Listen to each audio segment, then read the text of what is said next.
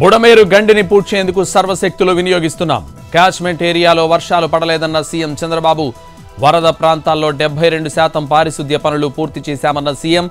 110 fire ఇంజన్లు పనిచేస్తున్నాయని వెల్లడి.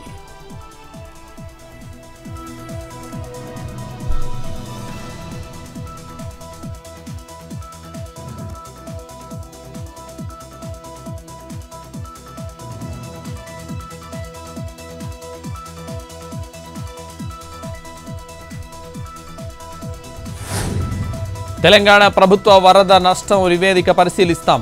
నిబంధనల ప్రకారం సహాయం చేస్తామన్న బండి సంజయ్. గత ప్రభుత్వం ఎస్డీఆర్ఎఫ్ నిధులను వాడుకోలేదని కామెంట్.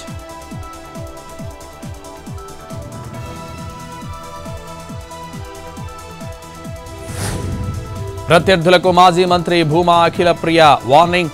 నాకు ఒక రెడ్ బుక్ ఉందని హెచ్చరిక. అందులో చెడ్డోళ్ల పేర్లు ఉన్నాయన్న అఖిల ప్రియ. ఎవరిని వదిలేది లేదన్న ఎమ్మెల్యే.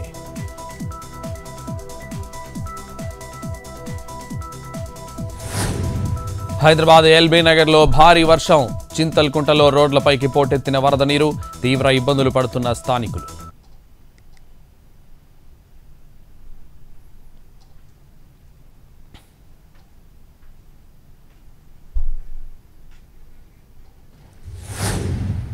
యాదాద్రి జిల్లా మోత్కూర్లో దంచి కొడుతున్న వర్షం. భారీ వానలతో ఇళ్లకే పరిమితమైన జనం.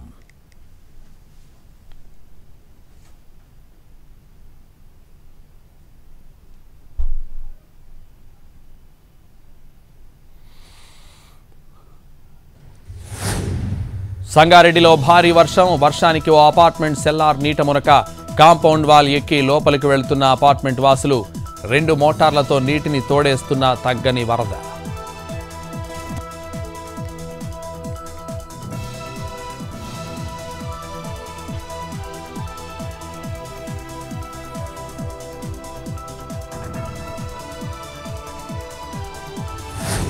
అంబేద్కర్ కోనసీమ జిల్లా రావులపాలెంలో ఉద్రిక్తత.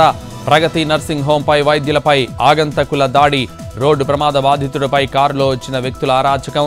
అడ్డుకోబోయిన డాక్టర్ సందీప్ రెడ్డిపై దాడి చేసిన దుండగులు.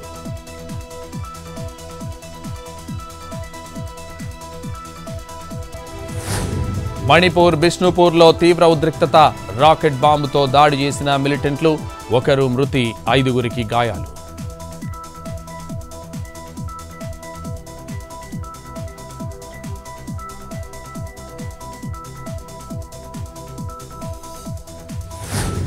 బీహార్ మోతిహారీలో దొంగల ముఠా అరెస్ట్. 2 లక్షల విలువైన ఫేక్ కరెన్సీ స్వాధీనం.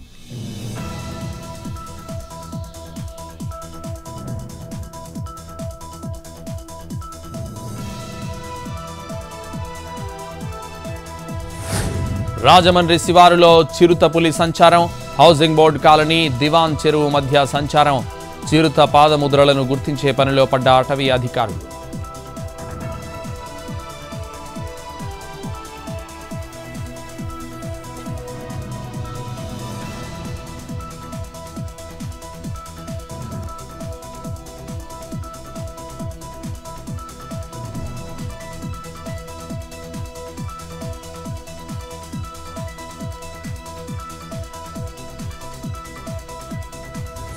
హీరో రాజ్ తరుణ్ లావణ్య కేసులో ఛార్జ్ షీట్. రాజ్ తరుణ్ నిందితుడిగా చేర్చిన పోలీసులు. లావణ్య చెప్తున్న దాంట్లో వాస్తవాలు ఉన్నాయన్న పోలీసులు.